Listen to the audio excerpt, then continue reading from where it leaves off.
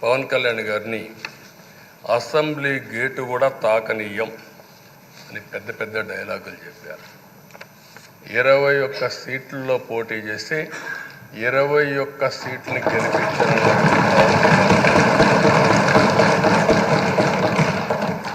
Why not 175 అని చెప్పి 11 కూడా తెచ్చుకోలేని నాయకత్వం. అంటే ఏ విధంగా మాట్లాడారు అనేదానికి ఇది ఒక ఉదాహరణ. ఆ రోజు పవన్ కళ్యాణ్ గారు చాలాసార్లు, నేను కూడా అన్నాను, బయట చాలామంది అభినందించారు.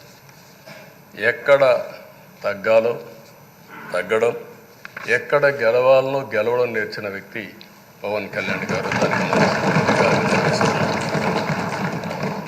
ఈరోజు మనందరం కూడా గుర్తుపెట్టుకోవాల్సింది, రాజకీయాల్లో సుదీర్ఘమైన రాజకీయాల్లో ఉన్నాం.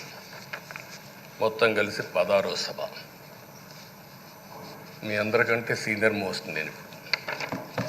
8 + 1 9వసారి, అంటే 16 సభల్లో 16వ సభ 9 సభల్లో ఉన్నాను. అంటే అన్ని సభలను చూశాను. నా జీవితంలో ఎప్పుడూ చూడని సభ మొన్న జరిగిన సభ, 15వ శాసనసభ.